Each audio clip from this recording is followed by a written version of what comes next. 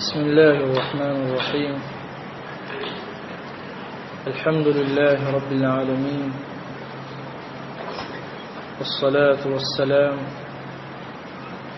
على أشرف الأنبياء وإمام المرسلين نبينا محمد وعلى آله وصحابته أجمعين وسلم تسليما كثيرا.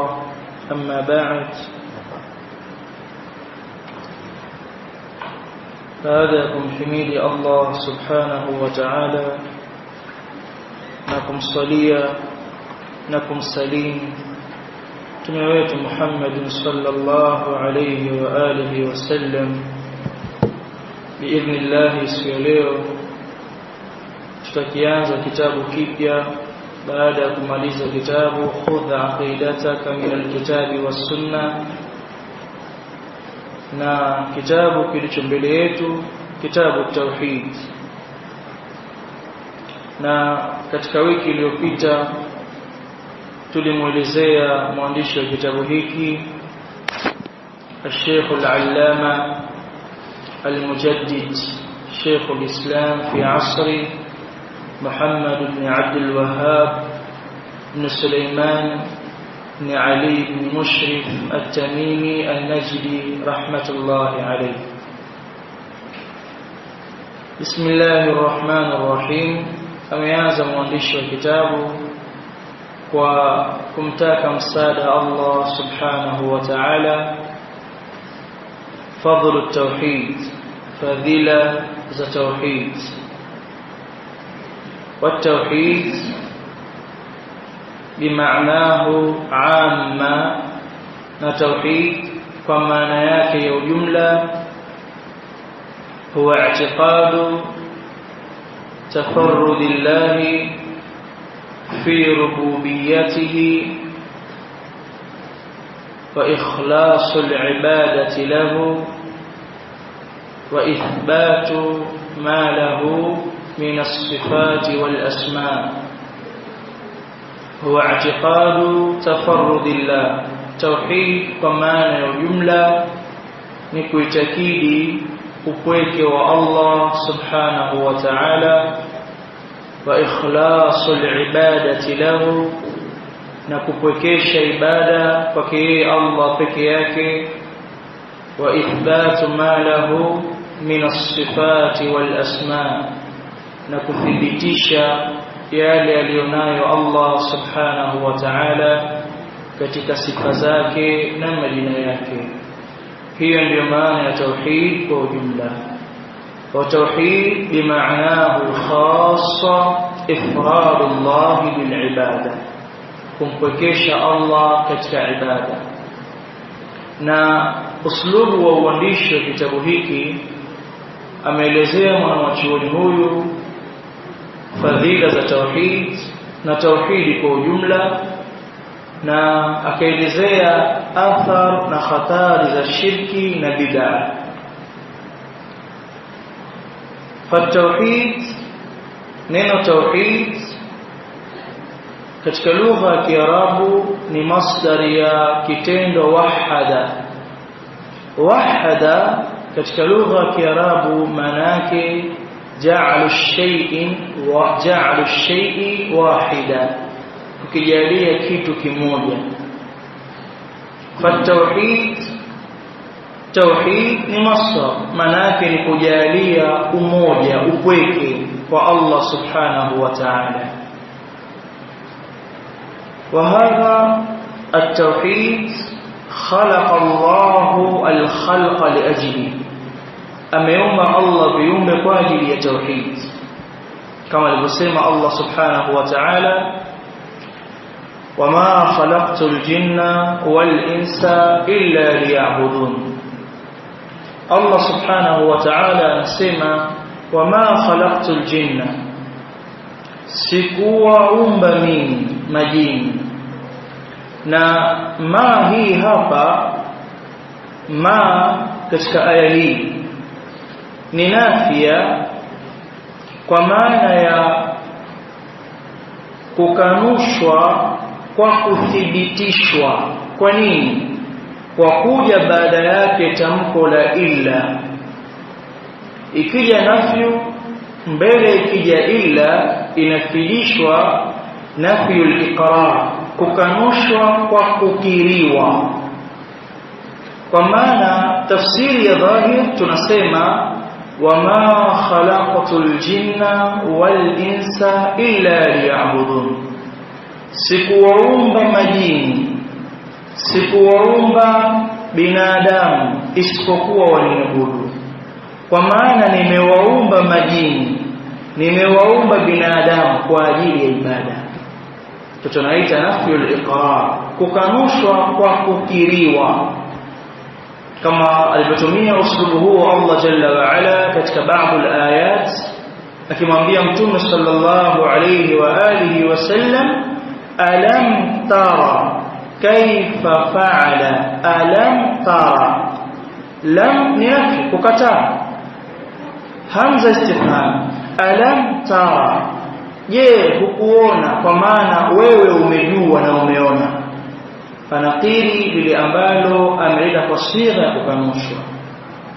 Fahakadha fi hadhihi alaya wama khalaqatul jinna wal insa illa liya'budun, bimaana nimewaumba majini, nimewaumba binadamu kwa ajili ya ibada. Ghayatu khalqihim, upeo lengo la kuumbwa kwao al-ibada. Wa liya'budun ay liyuwahhidun, kama qala al-imam al-Baghawi fima naqala an ibn Abbas radiyallahu anhuma, kama alivyosema al-imam al-Baghawi kwenye tafsiri yake akimnukuu ibn Abbas radiyallahu anhuma alipofasiri aya hii aliposema Allah subhanahu wa ta'ala illa liya'budun ay illa liyuwahhidun, isipokuwa wanipwekeshe. Wanifanye nini? Allah ni mmoja. Katika nini? Katika uumbaji wangu. Katika nini? Katika utoaji wangu wa riziki. Katika nini? Katika uendeshaji, bimaana fil khalqi warizqi watadbir. Wahakadha, wanipwekeshe katika ibada bianwa'iha, kwa aina zake. Wahakadha, wanipwekeshe katika sifa zangu na majina yangu. Sifa nilizonazo hazifanani na nisiyekuwa mimi jalla wa ala. Wama khalaqtul jinna wal insa illa liya'budun, sikuumba majini na watu isipokuwa kwa ajili ya ibada. Na ushahidi wa tauhid kauli ya Allah Ta'ala aliposema walaqad ba'athna fi kulli ummatin rasula. Walaqad ba'athna, na kwa hakika tumetuma sisi, fi kulli ummatin, katika kila umma, rasula. Rasul bimaana ar-rajulu yuha ilayhi wa yu'maru bitablighihi, bimaana idha fassarna kalimata ar-rasul, tukifasiri neno rasul katika lugha, maana yake ar-rasul huwa ar-rajulu yuha ilayhi wa yuha ilayhi bish-shar'i wa yu'maru bitablighihi, ni mwanamume ambaye hufunuliwa wahi kwake. Wahi wa nini? Wa sharia, kisha huamrishwa kufikisha. Baadhi ya ahlul ilmi, miongoni mwao al-Sheikh al-Uthaymeen rahmatullahi alayhi, alipofarikisha baina ya rasul na nabii, akasema rasul man uhiya ilayhi bishar'i wa umira bitablighihi, ni yule ambaye panafunuliwa wahi kwake na anaamrishwa afikishe. Wan nabii man uhiya ilayhi wa lam yu'mar bitablighihi, ni yule ambaye anafunuliwa wahi kwake haamrishwi kufikisha. ambao baadhi ahlul ilmi taarifu hii wakaikataa. Wao wakasema nabii na rasul tofauti yao ni kwamba rasul yuha ilayhi wa yu'maru bi tablighihi, amma an-nabii yatba'u al-wahya as-sabiq, hufata wahi uliotangulia nyuma, kisha sheria ile akaifuata na kuifikisha. Kwa hakika tulituma kwa kila umma rasul, mjumbe, mtume.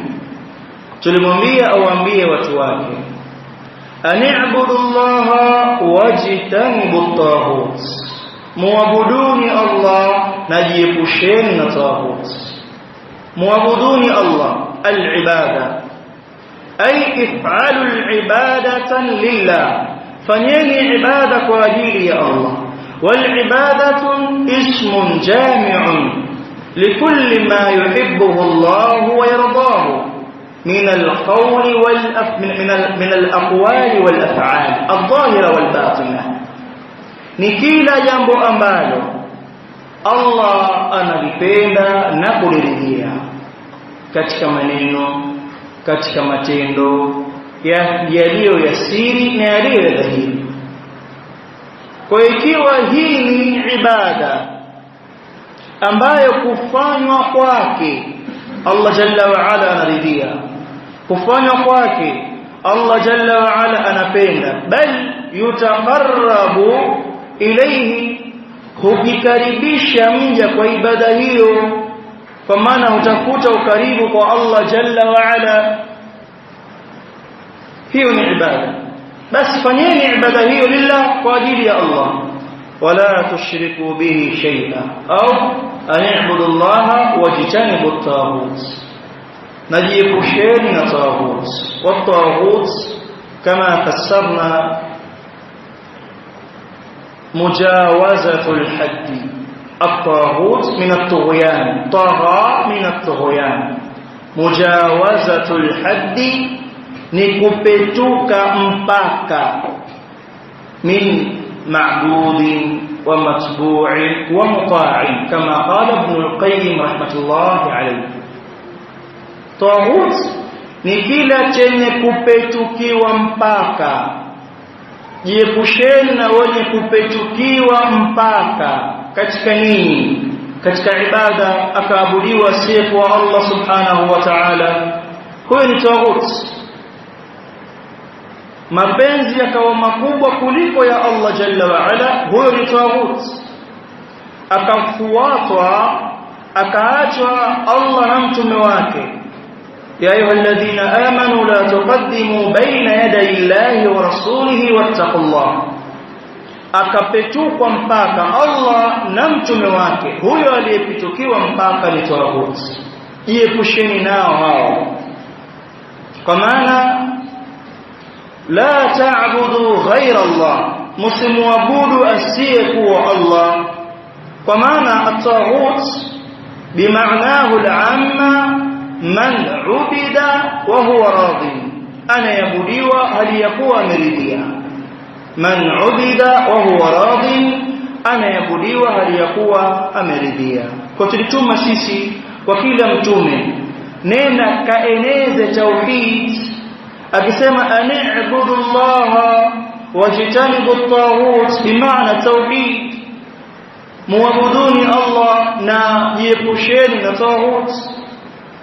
Akasema Allah subhanahu wa ta'ala, wa qada rabbuka alla ta'budu illa iyyahu wa bil walidayni ihsana.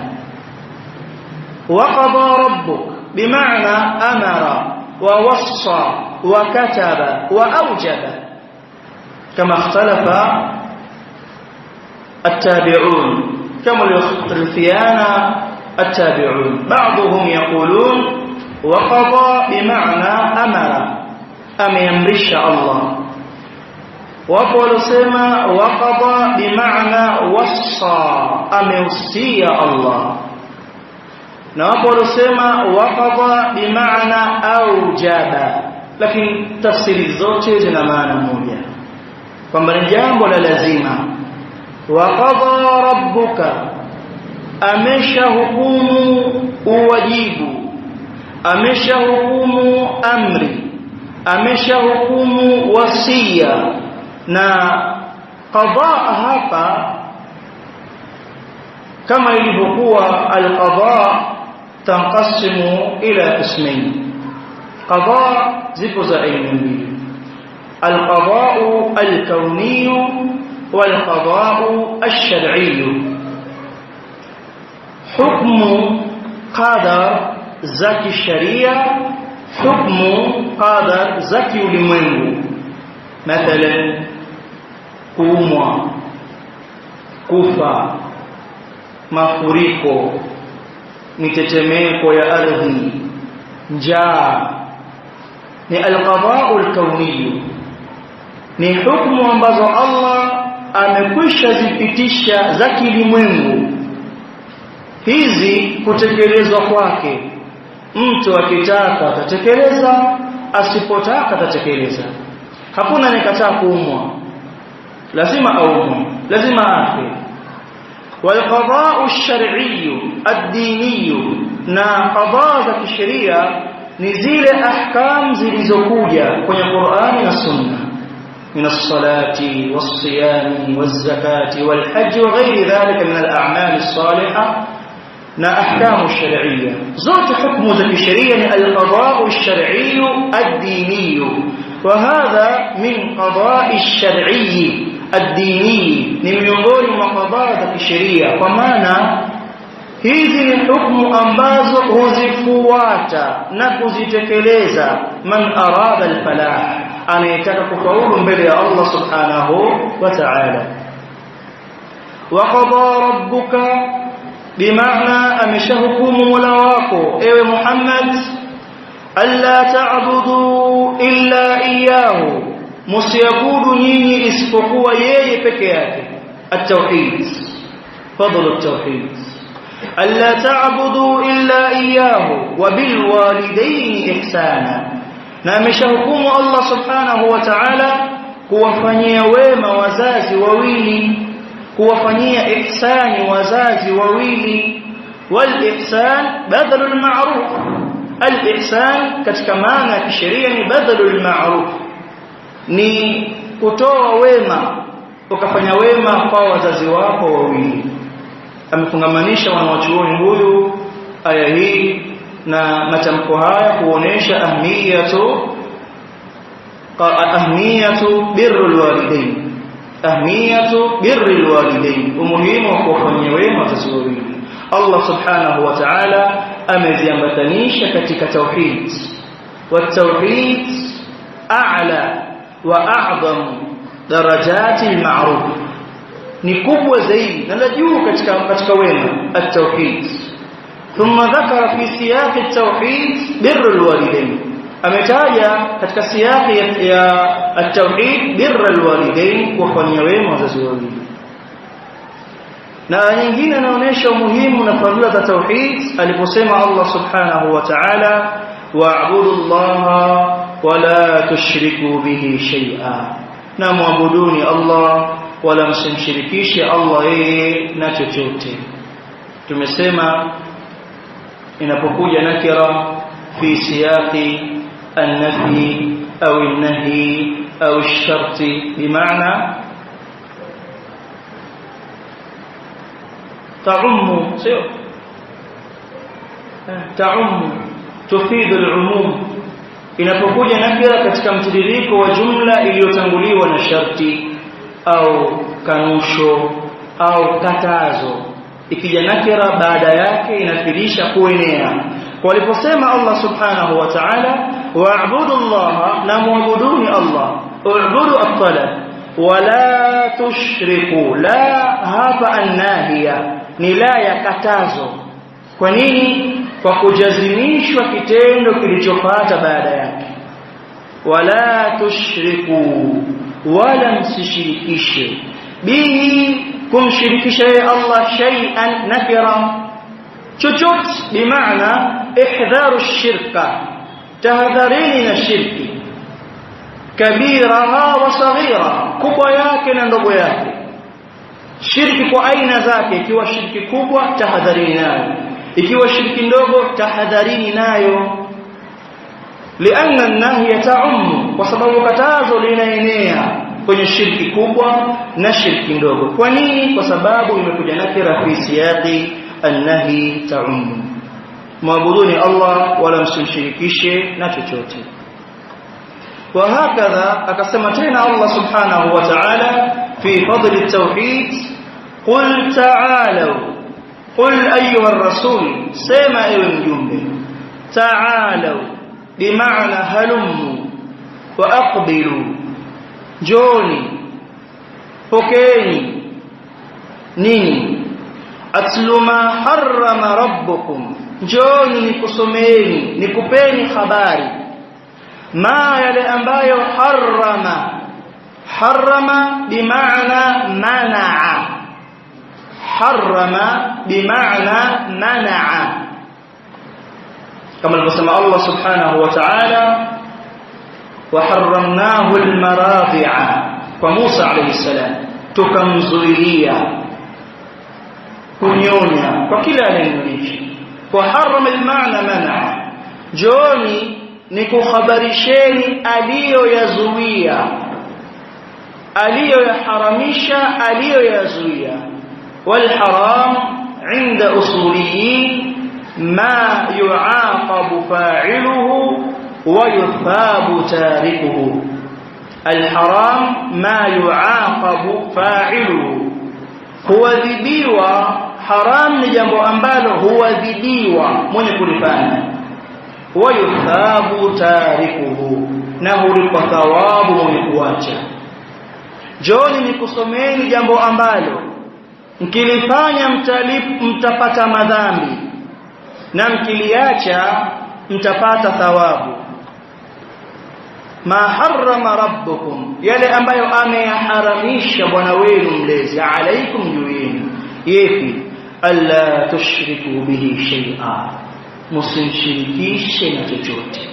Alla bimaana an wala, mukawwana min an wala, an la, alla tushriku bihi shay'a, musimshirikishe Allah na chochote.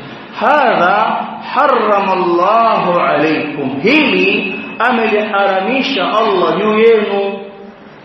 Ashirk, idha taraktum ash-shirka, mkiacha shirki, wattaba'tum at-tauhida, na mkaifata tauhid, falahtum, mtakuwa ni wenye kufaulu. Nyinyi mtakuwa ni wenye kufaulu. Kwa nini? Mmeacha lile ambalo Allah ameharamisha. Kwa aya hizi ambazo mwandishi wa kitabu amezidhihirisha, zaonesha fadhila za tauhid. Tauhid ni kuacha kumshirikisha Allah subhanahu wa ta'ala.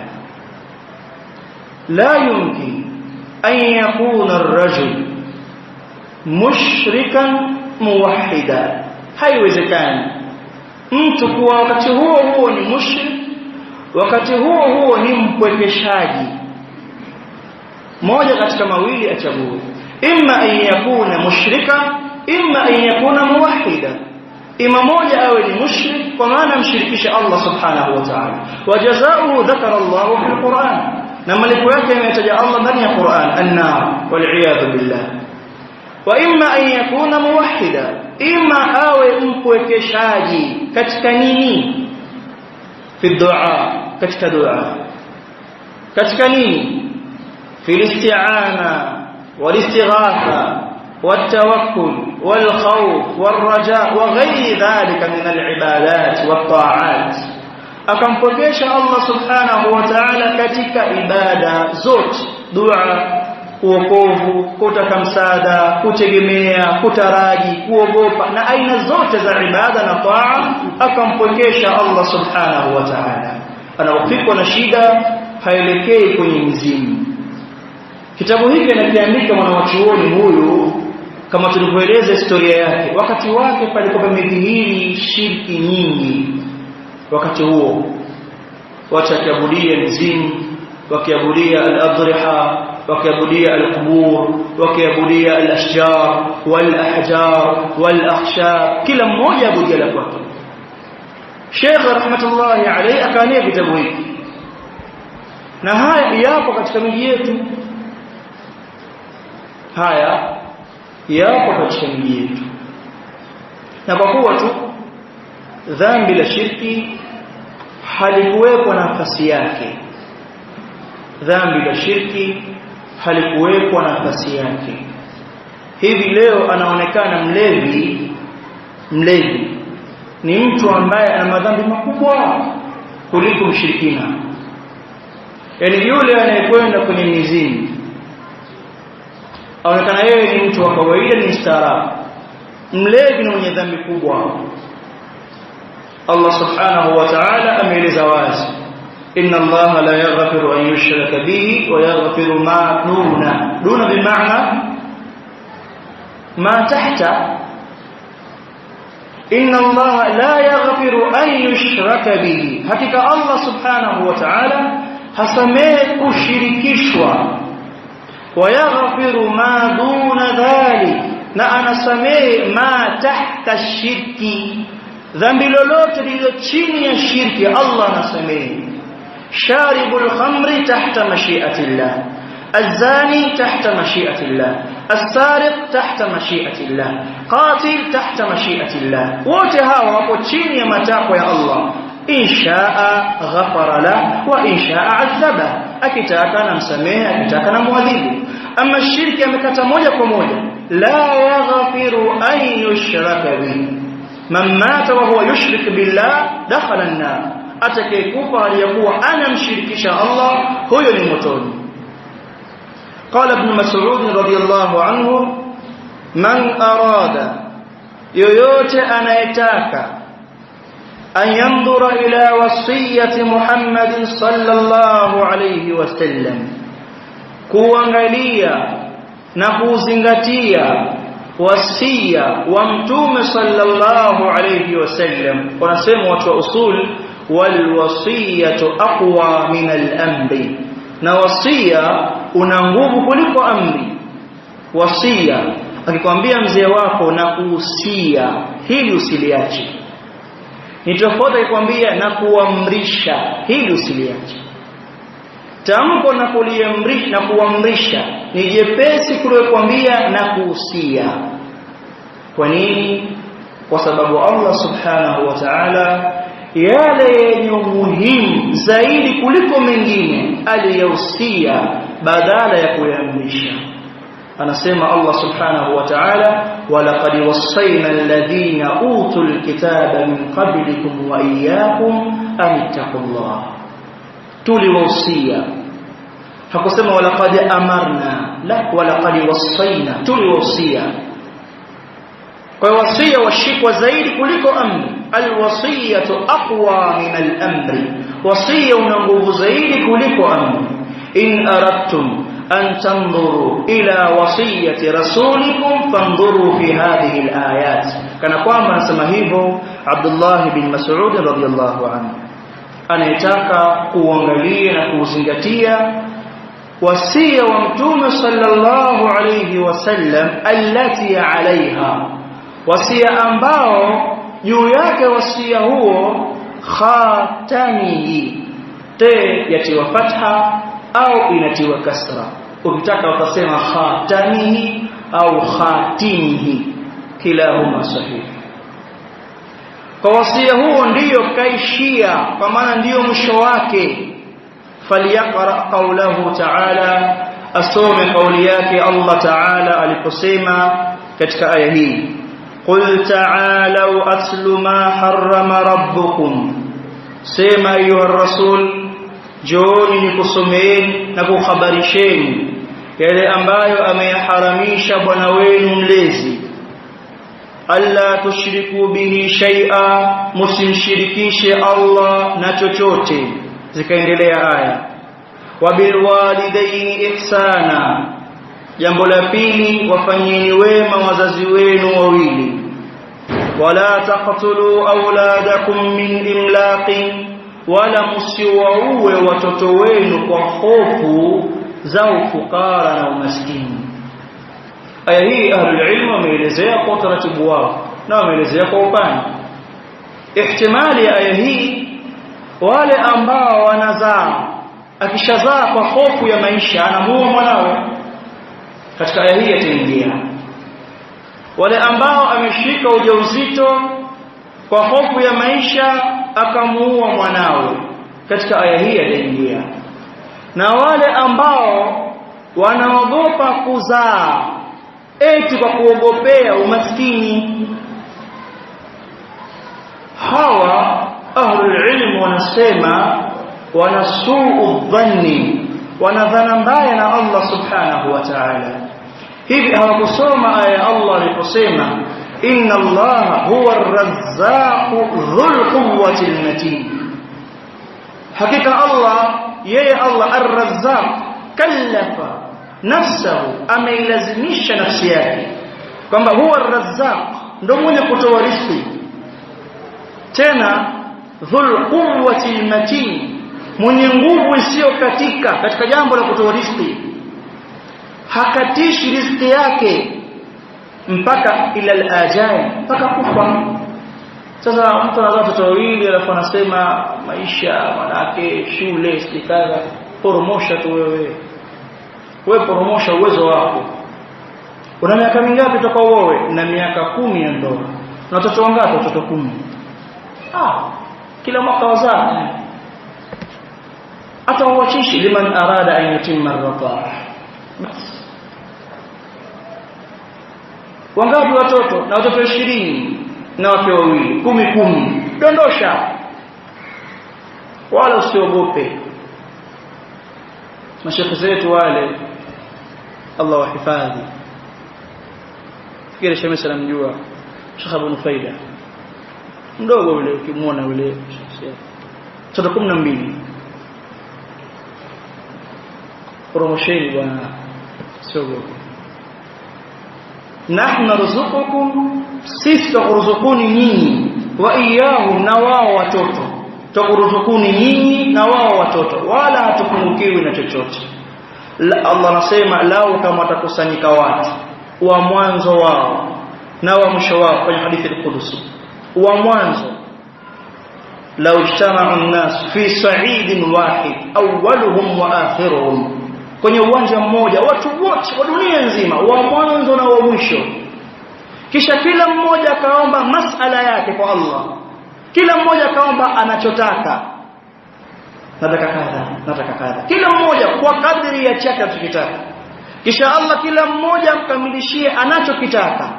Anasema Allah hapapungui chochote kwenye ufalme wake. Hivi akatoa mfano wa akili, ivute akili ifahamu. Kama unataka kufahamu labda kwa akili yako, sivyo, si mfano sahihi kwa akili ya kibinadamu. Hivi yaweza sindano ikatupwe katikati ya kina cha bahari, itachukua nafasi gani? Itapunguza nini katika kile kima cha maji? Itapunguza nini? Haipunguzi kitu, si ndio? Basi nyote mpewe mfano kama huo. Wako kwa nini? Sawa. Wala taqrabu al-fawahisha ma dhahara minha wa ma batan, wala msikaribie al-fawahish. Al-fawahish baadhi ahli al-ilm wakatafsiri az-zina wal-liwat, baadhi ahli al-ilm wakatafsiri al-kaba'ir adh-dhunub wal-atham. Kwa hiyo tafsiri al-kaba'ir adh-dhunub wal-atham itaingia zina ndani yake, itakuwa ni a'am wa ashmal, imekusanya zaidi. Msikaribie madhambi makubwa yaliyo dhahiri na yaliyofichikana. Wala taqtulu an-nafsa, wala msiliue nafsi, allati harrama Allah, nafsi ambayo ameharamisha Allah kuuawa kwake, illa bilhaqi, isipokuwa kwa haki. Haki kama ipi? Athayibu zani, sio mzinifu mjane, mzinifu ambaye kashaoa. Sababu mjane katika lugha ya Kiarabu, sisi Kiswahili tunasema mjane alioa akaachwa, sio? Au akaacha, sio?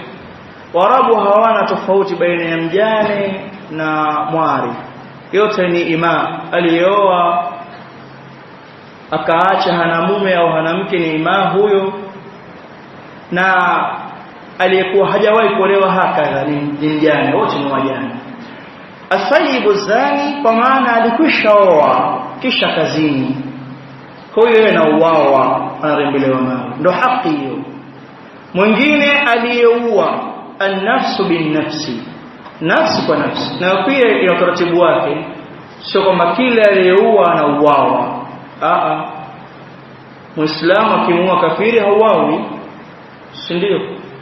Wa hakadha baba mzazi kamuua mwanawe anauawa, hauawi, kuna hukumu zao, sawa.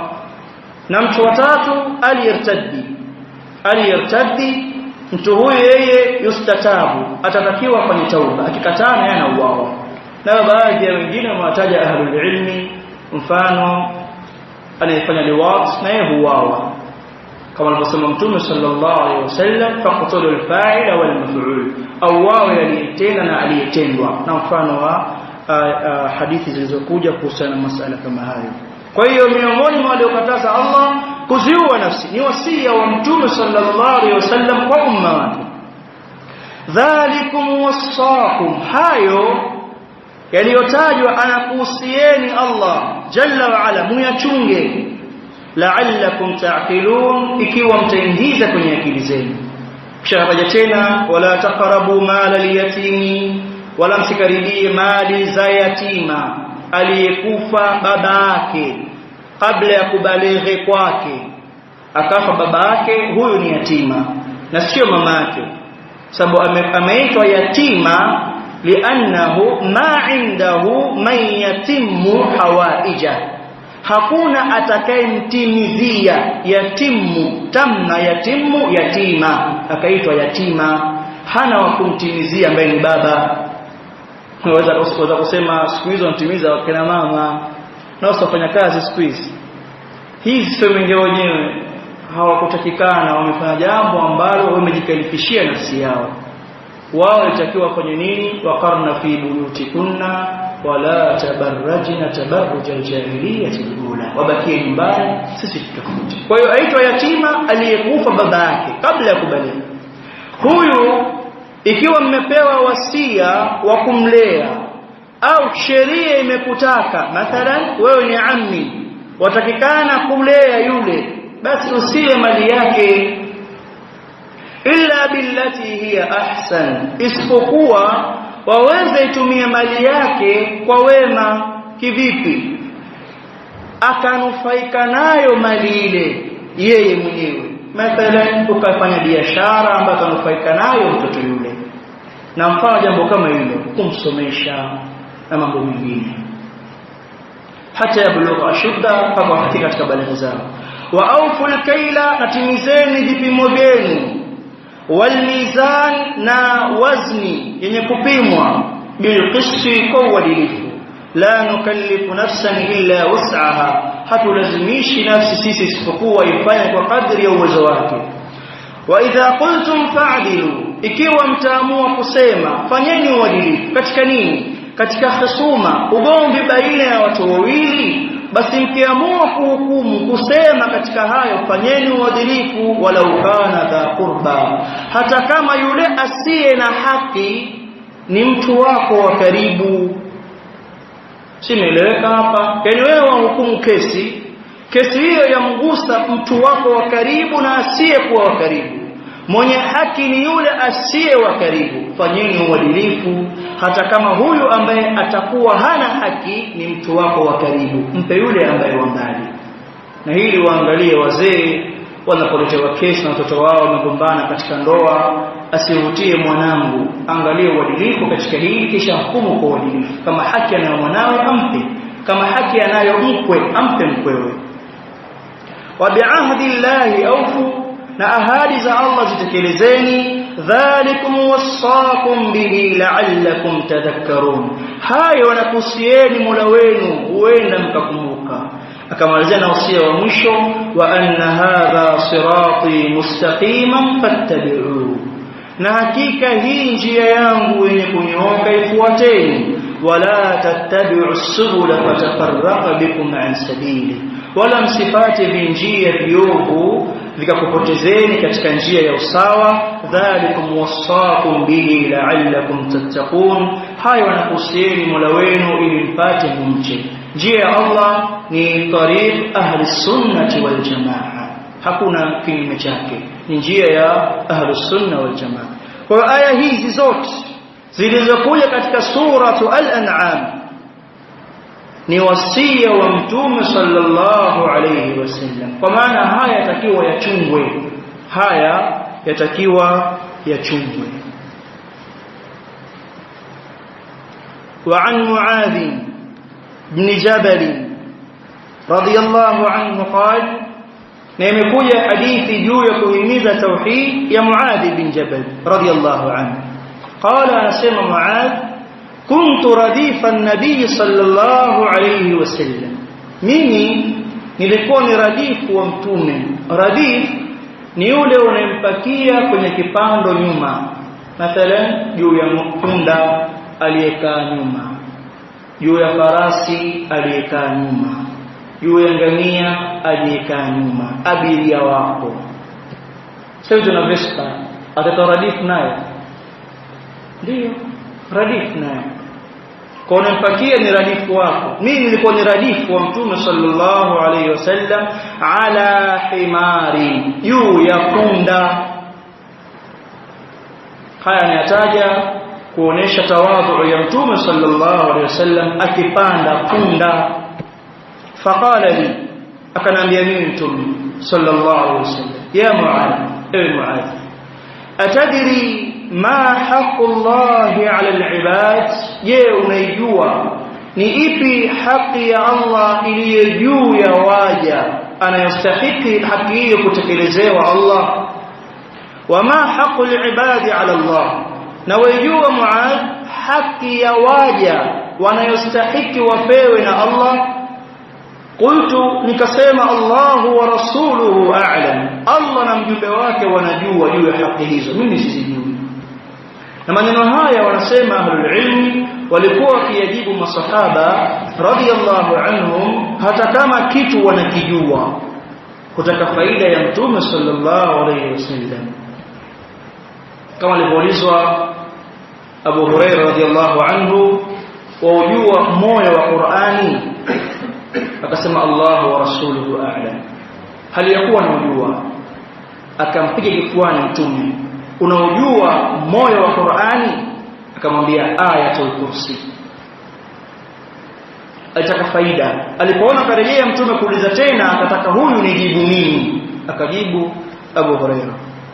Qala, akasema sallallahu alayhi wasallam, haqqullahi ala al-ibad, haki ya Allah ni stahiki yake anayowadai waja wake wamtekelezee, an ya'buduhu, wa muabudu yeye, wala yushriku bihi shay'a, wala wasimshirikishe na chochote. Kwa maana mambo haya mawili yaambatane pamoja, wa muabudu, wasimshirikishe. Ikiwa watamuabudu na wakamshirikisha, walishamdhulumu Allah haki yake. Wa inna shirka la dhulmun adhim, hakika shirki ni dhulma kubwa. Kwa nini? Wamemnyima haki yake Allah jalla wa ala, ambaye huyu ukimnyima haki yake adhabu yake ni kali, adhabu yake ni yenye kuumiza. La yu'adhibu adhabahu ahad, kwa chungeni haki yake, kumwabudu yeye wala msimshirikishe na chochote. Wa haqqul ibadi ala Allah, na haki ya waja wanayomdai Mola wao, alla yu'adhiba man la yushriku bihi shay'a, kutokumuadhibu yule ambaye hakumshirikisha na chochote, kutokumuadhibu yule ambaye hakumshirikisha na chochote. Qultu, so Muadh bin Jabal, nikasema ya Rasulullah, afala ubashiru an-nas, waonaje nikawabashiria watu kwamba kitakiwacho ni kumwabudu yeye, msimshirikishe na chochote. Na mkifanya hivyo Allah hatakuadhibuni. Hii ni bishara njema. Nikawabashirie watu? Tunakamwambia la, hapana. La tubashirhum, usiwabashirie hili, bakia nalo wewe. Fayattakilu, watajipweteka, watajiachia katika jambo la kushindana katika ibada. Hadithi hii ya Mtume sallallahu alayhi wasallam ifahamikwe vyema. Haina maana kwamba mtu anaweza akajiangalia nafsi yake katika kila namna akajikuta msafi. Tumesoma hadithi ya Mtume sallallahu alayhi wasallam, akhwafu ma akhafu alaykum ashirku al-asghar au ar-riya, kama jaat riwayat. Hakika li khofi walo zaidi kwangu mimi, ambazo li khofu kwenu ni shirki ndogo. Hizi la tura, hazionekani, akhfa, zimefichikana zaidi min dabibi namla, kuliko hata alama anazoziacha mdudu chungu akitembea. Zile zinaonekana kuliko shirki ndogo. Kwa hiyo yaweza, tumesoma hapa miongoni mwa hizo, yusalli wa yuzayyina salatahu lima yarahu an-nas, anaingia msikitini, anaswali, anaipamba swala yake kwa sababu watu wanamwangalia. Hii nayo ni shirki. Atoa sadaqa kwa ajili ya kuonekana, anaswalisha kwa ajili ya kuonekana, anasomesha kwa ajili ya kuonekana. Kwa hiyo shirki kila pahali yaingia. Aliye safi katika hili ni Rasul alayhi salatu wasallam na masahaba zake. Wao ni udhul, waadilifu, walishahukumiwa janna, wa kullan wa'ada Allahu al-husna. Allah alishawahidi janna wote. Sisi tuna dimbwi zito kwa sababu shirki ya kusafisha nia ni kubwa. Ma alashtu shay'an ashaddu alayya min niyyati, qalahu Sufyan ath-Thawri rahimahullah ta'ala. Sijawahi tibu kitu chenye shida kwa kuliko nia yangu, ikhlas. Kwa hiyo hadithi hii Mtume sallallahu alaihi wasallam akawaambia usiwabashirie, ili watende mema mengi, kusafisha matendo yao, kusafisha matendo yao. Akhrajahu fi sahihain, wametoa hadithi hiyo Bukhari na Muslim kwenye sahihi zao. Katika fadhlu tauhid tuna faida tunapata, miongoni mwazo ya kwanza, alhikmatu fi khalqi aljinni wal ins.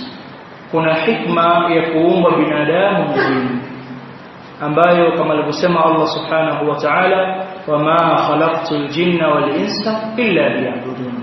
Lengo la kuumbwa sisi na majini ni ibada. Haya mwingine tunayofanya ni muawanatan, ni msaada wa kuweza kutekeleza ibada, kutafuta riziki ya halali, tupate nguvu ya ibada na si mengine. Kwa hiyo hikma, lengo kubwa la kuumba binadamu ni ibada, na yatakikana muda mwingi uwe huko, muda mwingi uwe huko. Lakini wala tansa nasibaka min ad-dunya, sahau nafasi yako duniani, kwamba una haki ya kukaa na familia, kama zilivyokuja athar kwa salaf. Miongoni mwa athari ya Hamdala radhiyallahu anhu. Hamdala radhiyallahu anhu alikutwa na Abu Bakar radhiyallahu anhu analia machozi. Anamwambia Hamdala, madha yaki, nini kinakuuliza? Anamwambia, ya Abu Bakar, ewe Abu Bakar, ninapokaa na Mtume sallallahu alaihi wasallam, namna anapotaja janna, anapotahadharisha na moto, nafsi yangu inapojaa imani, hujisi nishaingia peponi tayari. Lakini naporejea nyumbani, nacheza na watoto, nacheza na ahli zangu na yasahau yale, kwa maana sifanyi ibada na khofia.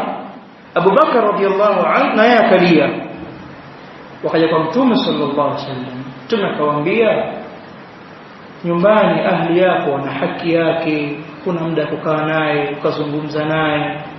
Hakadha watoto alimgomba vile vile Abdullah ibn Amr ibn al-As radhiyallahu anhuma, alipoenda baba yake mzee Amr ibn al-As kwa mwanawe Abdullah ibn Amr ibn al-As radhiyallahu anhuma, akamuuliza mkwewe, mke wa Abdullah, anamwambia mumeo vipi?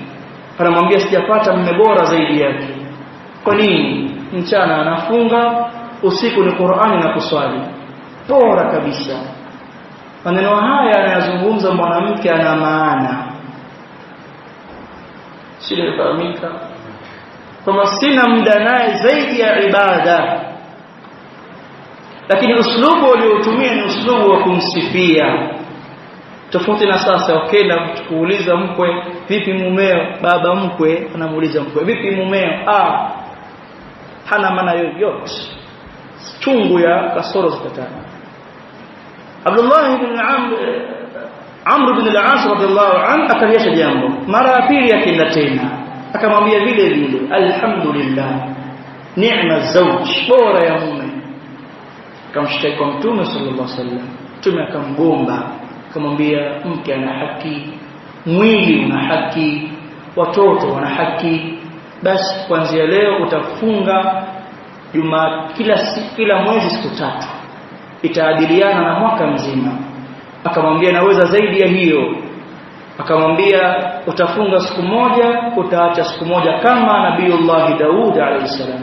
Akamwambia naweza zaidi ya hiyo. Akamwambia hakuna zaidi ya hiyo, hapo tosha. Kwa hiyo kuna haki nasibu ya dunia, lakini lengo kuu ni nini? Al-ibada. Jambo la pili, أن العبادة هي التوحيد. عبادة التوحيد لأن الخصومة فيه، وسبب الخصومة uadui vita baina ya Mtume sallallahu alaihi wasallam na makafiri ilikuwa ni tauhid. Kwa maana akasema umirtu an uqatila an-nasa hatta yashhadu an la ilaha illa Allah wa anni, fi riwaya wa anna Muhammadar Rasulullah. Kwa hiyo husuma, ugomvi baina ya Waislamu na wasio Waislamu ni at-tauhid. Jambo la tatu, anna man lam ya'ti bihi lam ya'budillah, ambaye hajakuwekesha kwa Allah, kwa maana hajahakikisha tauhid, huyo hajamwabudu Allah. Fafihi maana qawlihi ta'ala, na katika hili kuna maana ya kauli ya Allah aliposema wala antum aabiduna ma a'bud, na nyinyi hamjaabudu ninachokiabudu mimi. Anawaambia maneno haya, anawaambia nani? Mtume sallallahu alaihi wasallam anawaambia washirikina wa Quraysh, wala antum aabiduna ma a'bud, na nyinyi hamjamwabudu ninayemwabudu. Wakati huo walikuwa wakihiji, wakitoa sadaqa, bali kama mtakumbuka kisa cha kuvunjwa Kaaba, Khalid bin Mughira mnamfahamu, aliyekuwa muudhi mkubwa wa Mtume sallallahu alaihi wasallam. Yeye baada ya kuzozana juu ya kulivunja Kaaba, kulijenga upya, tajdidul Kaaba, kila mmoja kawa naogopa kuvunja yasijakampata lompata al-Abrah al-Ashram. Ataanza nani? Khalid bin Mughira akasema mimi. Akaenda Walid bin Mughira akaenda akashika cha kuvunja, akasema wallahi, kaapa kwa nani? Allah, ma qasadna sharra, ya Allah, hatukusudii shari. Haya nasema kafiri mushrik anamtaka Allah msaada katika jambo la kuvunja, asiwaadhibu. Kanu yaabuduna Allah, walikuwa wakimwabudu Allah. Kwa nini Allah waambie wala antum aabiduna ma a'bud? Li'annahum ma akhlasu al-ibadata lillah, hawakupwekesha, walichanganya ibada ya Allah na asiyekuwa Allah subhanahu wa ta'ala. Kwa hiyo haitaitwa ibada kuwa ni ibada isipokuwa iepukane na aina zote za shirki na ihakikishwe tauhidi ndani yake. Faida ya 4 katika haya tuliyosoma, al-hikmatu fi irsad ar-rusul. Kuna hikma ya kutumwa mitume. Hikma yao ni nini? Waamrisha tauhid, wakataza shirki. Mitume wote walikuja kuamrisha tauhid na kukataza shirki. Wa mwanzo wao Nuh alayhi salam mpaka wa mwisho wao Muhammad sallallahu alayhi wa alihi wasallam. Ya 5, anna ar-risalata ammat kulla umma. Utume ulitumwa kwa nyumati zote. Wala qad ba'athna fi kulli umma. Kwa hakuna umma ambao hawakutumiliwa mtume wao. Ya 6, anna din al-anbiya'i wahidun. Dini ya manabii wote ni moja. Wala qad arsalna nuhan ila qaumihi an i'budu allaha wajtanibu at-taghut. Wa hakadha min al-ayat. Zote kuanzia Nuh ila Muhammad sallallahu alayhi wa alihi wasallam, dinuhum wahid. Dini yao ilikuwa ni moja. Tofauti yao ilikuwa katika nini? Katika sheria. Sheria zao zilitofautiana baina ya mmoja na mwingine. Ama dini kwa maana tauhid ilikuwa ni moja. Jambo la 7, al-mas'alatu al-kabira, mas'ala makubwa, anna ibadatu Allah, kama ibada ya Allah la tahsulu, haitapatikana. Kwa hiyo hataitwa mtu abidun lillah, anayemwabudia Allah, illa bil kufri bit taghut, mpaka wakanushe na kuwakataa taghut. Akiwakataa taghut akamwabudia Allah, tusema huyo ni muwahhid abidun lillah. ففيه معنى قوله تعالى فمن يكفر بالطاغوت في سورة البقرة، na yote ambaye atamkanusha na kukufuru taghut. Kwa ibada kiingiliana na taghut kama tulivyotaja katika khudha qidatak kwa aina zake, wale aina 5 za taghut. Niulize au niache? Kiuliza darasa tapungua watu hii. Ile tabia yake anapenda kuuliza hivi au wataka kule. Basi aina 5 za taghut. Iblis la'natullahi alayhi, anaita watu aabudiwe yeye. Anayeabudiwa hali ya kuwa yuko radhi katika ibada. Anayedai kwamba anajua ilmu ya ghaibu. Anayehukumu kwa hukumu zisizokuwa za Allah subhanahu wa ta'ala na ameridhia hilo. Basi hawa aina 5 kubwa, ruusu tawaghit, ndio viongozi wakubwa wa tawaghut hawa. Akiwakataa hawa na vifaranga vyake, akifanya ibada yake itaitwa ibada mbele ya Allah subhanahu wa ta'ala. Jambo la 8, anna taghuta amun, taghut imeenea fi kulli ma ubida min dunillah, kila kitakachoabudiwa asiyekuwa Allah ni taghut. Idhan man dhahaba ila al-qubur wa da'a al-mauta wal-amwat, atakayekwenda kwenye makaburi akaomba maiti au wale waliowafu pale, basi ameabudia taghut. Kwenye mizimu, makevu, akaenda akafanya ibada, basi ameabudia taghut. Wenye vitambaa sijui hirizi, ibada ya isti'adha akaitegemea kwenye hirizi, basi naye ameabudia taghut. Amun, imeenea fi kulli ma ubida min dunillah, kila kitakachoabudiwa siye kuwa Allah. Hii kiitwa ibada, kisha akagemezewa siye kuwa Allah, basi huyo ameabudia taghut, wal iyad billah. Jambo la 9, idhamu sha'ni 3 ayati al-muhkamat fi surati al-an'am 'inda as-salaf, ukubwa na ubora wa jambo la aya 3 zilizo al-muhkamat, zilizo wazi wazi. Al-muhkamat manake dhiddu al-mushtabihat, hazikangani, zipo wazi wazi, wala hazina ghumud ndani yake, zipo wazi wazi. Aya zile 3 ambazo tumezisoma hapa, qul ta'ala atlu ma harrama rabbukum alaykum, tulizosoma mpaka wa anna hadha sirati mustaqima fi surati al-an'am 'inda as-salaf, walichukulia ukubwa na umuhimu salaf. Kwa nini? aliposema Abdullah bin Mas'ud radhiyallahu anhu, man arada an yanzura ila wasiyyati Muhammadin sallallahu alayhi wasallam falyaqra hadhihi al-ayat. Kukaona muhimu Abdullah bin Mas'ud radhiyallahu anhu juu ya aya hizi. وفيها 10 مسائل, ndani yake kuna mambo 10. Awwaluha an-nahyu 'an shirki, jambo la kwanza lilokanushwa au kukatazwa jambo la shirki kama ambavyo tumetaja hapa. Jambo la 10, al-ayatul muhkamat, aya zilizokuja muhkamat nyingine ambazo zafanana maudhui yake na za suratul an'am.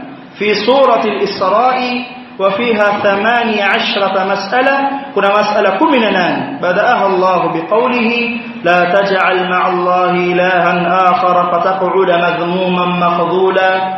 zote zilizokuja mpaka wala taj'al ma'a Allah ilahan akhar fatulqa fi jahannam maluman madhkura.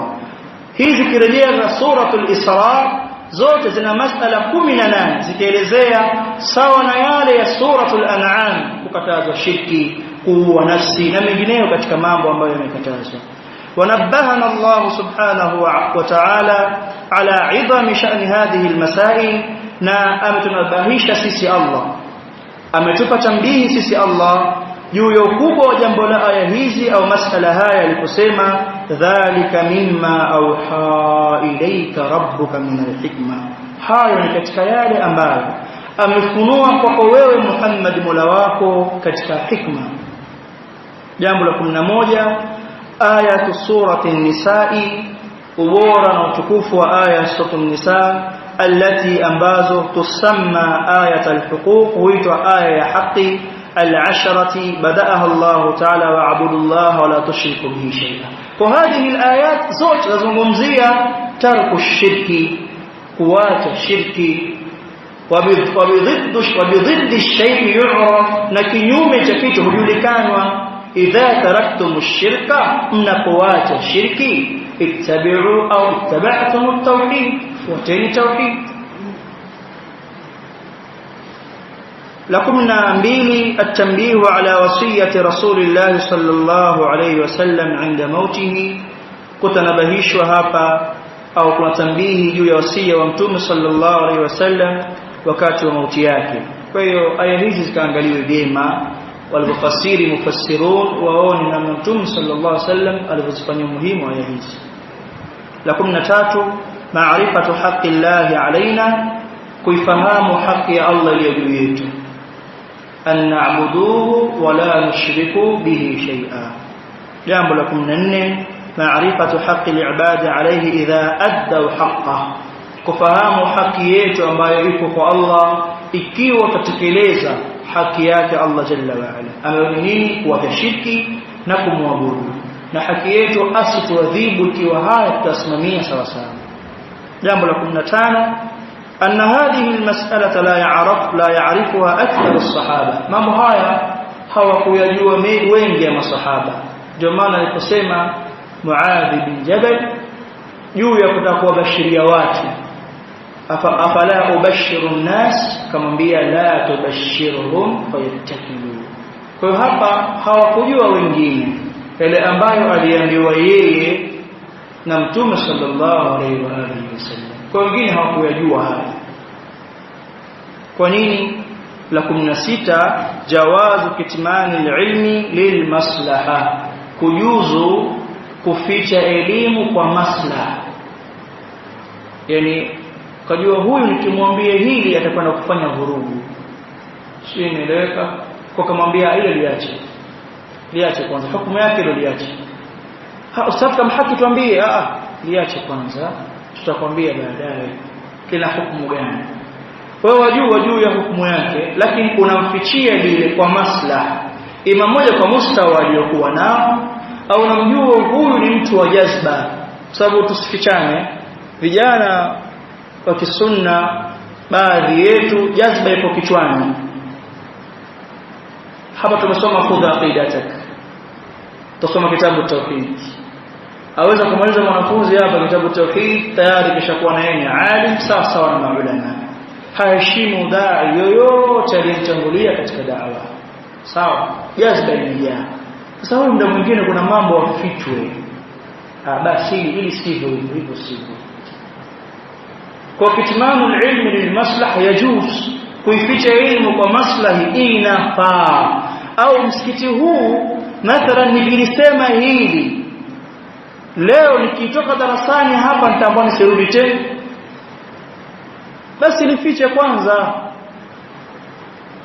Madam hili si dhambi lake, kama ni kabairu dhunubi mathalan, basi lifiche kwanza, sio shirki, lifiche kwanza kwa maslaha, kwamba mpaka wazoee da'wa wa watu, wakishazoea da'wa basi. Tumesoma hadithi sisi ya Mtume sallallahu alaihi wasallam ile kusema kwamba ma sha Allah wa shita, masahaba walisema hivyo, na Mtume akiwasikia maneno haya, akipenda Allah na wewe, mpaka alivyoota Tufail kaka wa Aisha radhiallahu anha, alivyoota wale alipoendea Mayahudi akawaambia nyinyi ni watu wazuri ikiwa tu mtaacha kumuita Uzair ibn Allah, na wakamwambia vipi, na nyinyi Waislamu ni watu wazuri ikiwa mtaacha kusema ma sha Allah wa sha Muhammad.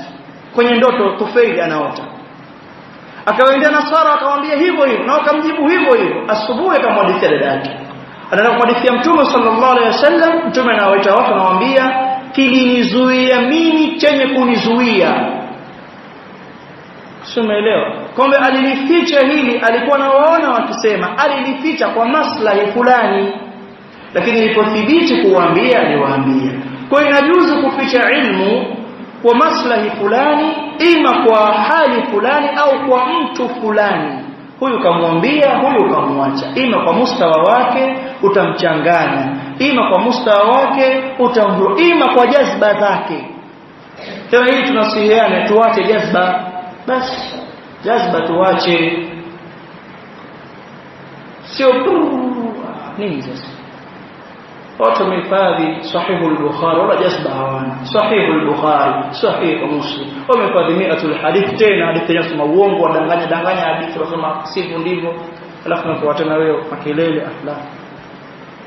Jambo la 17, istihbabu bisharati al-muslimi bima yasurruhu, kupendezeshwa kuwabashiria Waislamu katika jambo ambalo litawafurahisha. Hapa alimbashiria Muadh bin Jabal radhiyallahu anhu jambo ambalo lilafurahisha, na maana Muadh akafurahi, afala ubashiru an-nas, sio bashiri watu kwa jambo la furahisha ili nikiwaambia watafurahi. Kwa hiyo Mtume alimbashiria yule, sawa. Kwa Uislamu umependezeshwa hili kuwabashiria watu katika yale ambayo mambo yanawafurahisha. Jambo la 18, al-khawfu min al-ittikali ala sa'ati rahmatillah, kuhofiwa mtu kujiachia na kujipweteka juu ya upana wa rahma za Allah. Kila ukitenda amali nyingi njema, basi ndivyo ambavyo rahma za Allah zamiminika zaidi kwako wewe, na kila ukifupilizika, basi ndivyo ambavyo Allah subhanahu wa ta'ala anakunyima rahma zake.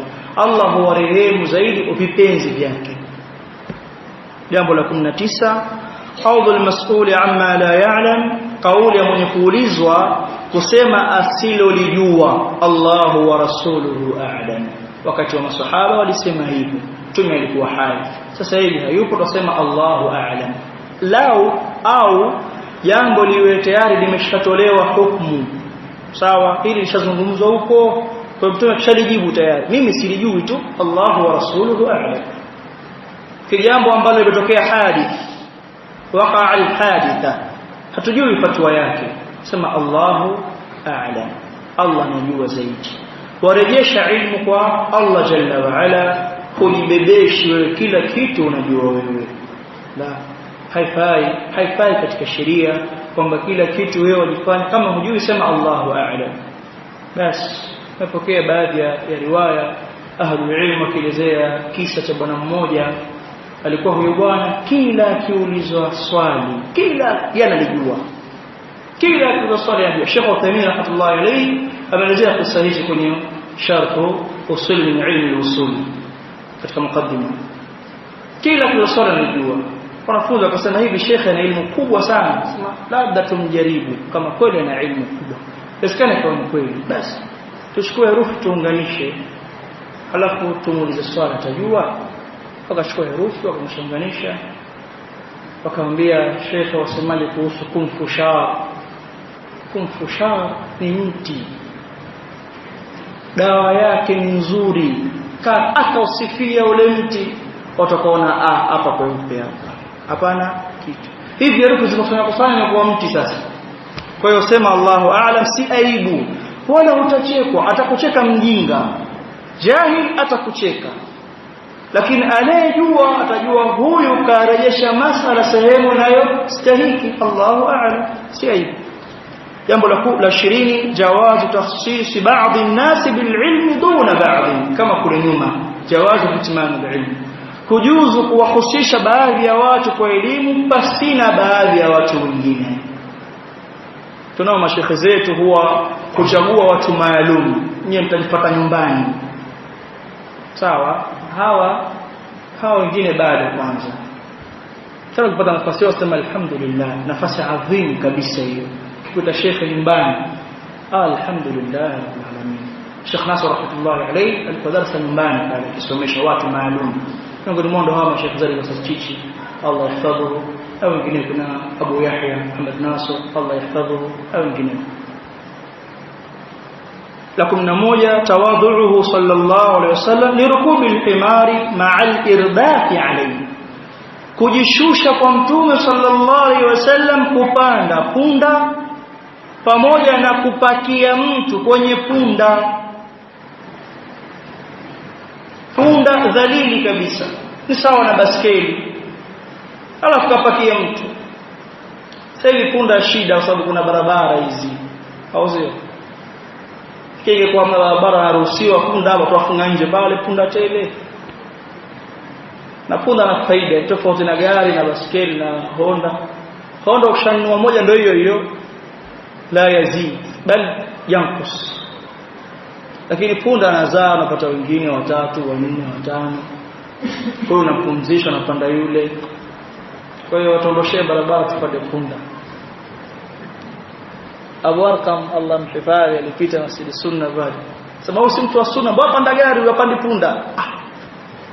Hata kapanda punda saizi tena.